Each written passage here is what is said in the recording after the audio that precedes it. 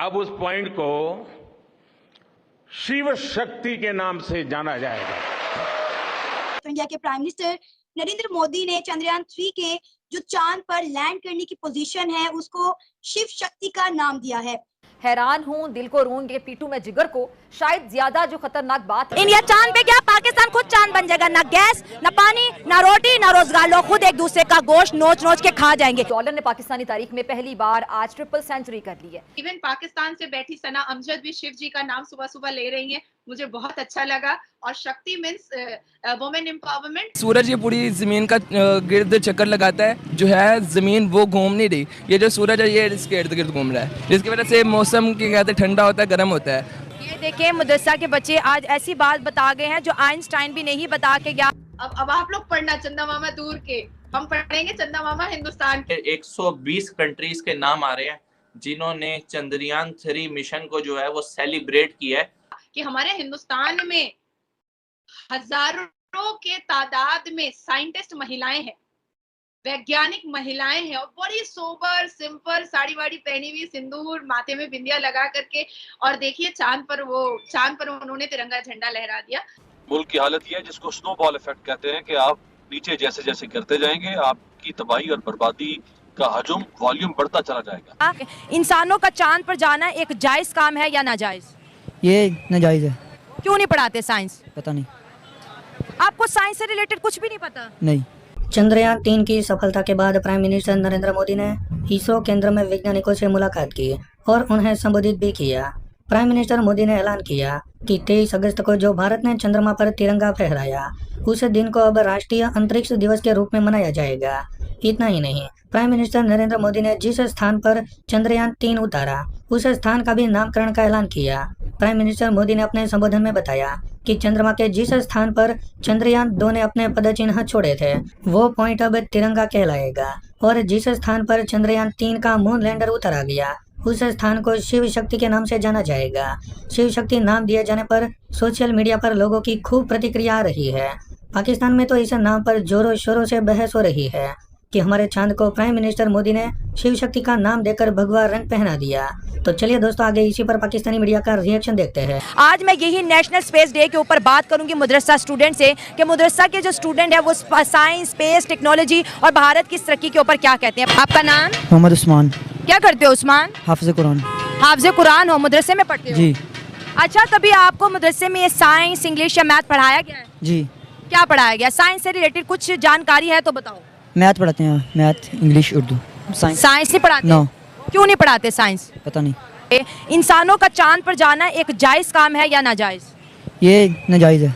नाजायज काम है, चांद पे नहीं जाना चाहिए। नहीं नहीं। और जो दुनिया जा रही है, दुनिया इसको तरक्की का नाम दे रही है, इस्लाम उसके बारे में क्या कहता है? इस्लाम से नहीं जायज, क्योंकि चांद मेरे मालिक ने बनाया, इसमें चांद पे नहीं जाना चाहिए। तो जमीन भी तो मालिक ने बनाई है, फिर जमीन पे हम क्यों रहे? तो मेरे मालिक ने रहने के लिए बनाई है। और चांद मेरे मालिक ने बनाया। चांद सुबह से जाता है, शाम को नीचे आता है, इस वजह से चांद पे नहीं जाना चाहिए। ज़मीन तो मेरे मालिक ने रहने के लिए बनाई हुई है, इस वजह से। तो चांद भी तो मालिक ने हमारे लिए बनाया हुआ है ना? वो तो रोशनी के लिए बनाया मेरे मालिक ने, महबूब की वजह से। हमारा जो हिंदू धर्म है वो 4500 साल पुराना है। हिंदू धर्म में 4500 साल से शक्ति का मतलब होता है वुमेन एम्पावरमेंट, महिला, देवी की शक्ति को शक्ति वर्ड से कंबाइंड किया गया है। और हमेशा शिव शक्ति, राम शक्ति इसलिए जोड़ा जाता है क्योंकि शिव भगवान है, राम भगवान है, अर्जुना है, ये सारे लोग जो है ना, ये लोग देवियों और महिलाओं को बहुत ज्यादा रिस्पेक्ट करते थे। तो इतना ज्यादा बैरिकेड हुआ करता था। हमारे यहाँ मुसलमानों में तो भाभी देवर में गंदे गंदे मजाक होते हैं, जीजा साली में गंदे गंदे मजाक होते हैं, वाहियात मजाक होते हैं कि चप्पल खोल के इंसान मार दे। मौलवी मुल्ला भी अगर जीजा बन जाता है तो वो भी बहुत गंदे गंदे साली से मजाक करता है।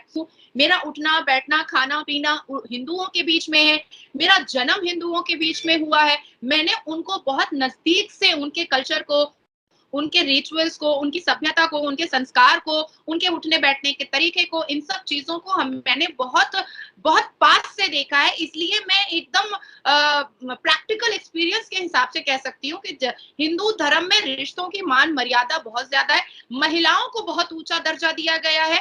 हमारे कुरान में एक भी प्रॉफिट औरत नहीं है, लेकिन आप हिंदू धर्म में आइएगा तो देवियों की पूजा वहां पर होती है। हमारा कुरान कहता है कि हमारी मुसलमान औरतें मुकम्मल कभी पाक ही नहीं होती हैं, इसलिए उनको प्रॉफिट नहीं बनाया गया। शिव शक्ति का जो एंटायरली जो आ रहा है वो ये आ रहा है कि महाशिव और शक्ति मतलब महिला एम्पावरमेंट। और क्योंकि हमने देखा, जो पूरी दुनिया को दिखा कि हमारे हिंदुस्तान में हजारों के तादाद में साइंटिस्ट महिलाएं हैं, वैज्ञानिक महिलाएं हैं, और बड़ी सोबर सिंपल साड़ी वाड़ी पहनी हुई, सिंदूर माथे में बिंदिया लगा करके, और देखिए चांद पर उन्होंने तिरंगा झंडा लहरा दिया। तो हमारे लिए बहुत फख्र की बात है। ये बताओ कि ज़मीन गोल है या फ्लैट है? ज़मीन आला हज़रत जो है, मैं उनकी रोशनी में आपको बताता हूँ कि ज़मीन जो है ये सुकून है, यानी ये रुकी हुई है, ये घूमती नहीं है। इस तरह हम नहीं कह सकते कि वो घूम रही है, गोल का तो कुछ नहीं कह सकता मैं। ये इंडिया चांद पे चला गया, लोगों ने मार्स तक के मिशन कर लिया। अनफॉर्चुनेटली मदरसा के बच्चों को ये पढ़ाया जाता है कि ज़मीन फ्लैट है। अगर ज़मीन फ्लैट है तो फिर ये मौसम कैसे बदलते हैं, ये दिन रात कैसे आते हैं बताओ? अगर ये घूम ही नहीं रही, चांद ग्रहण कैसे लगता है, सूरज ग्रहण कैसे लगता है? करता हूँ, ये जो है ज़मीन जो है ये बिल्कुल सुकून है, बस जो है ना चांद ये इसके गिर्द जो घूमता है, ये घूम रहा है, ज़मीन घूम नहीं रही है।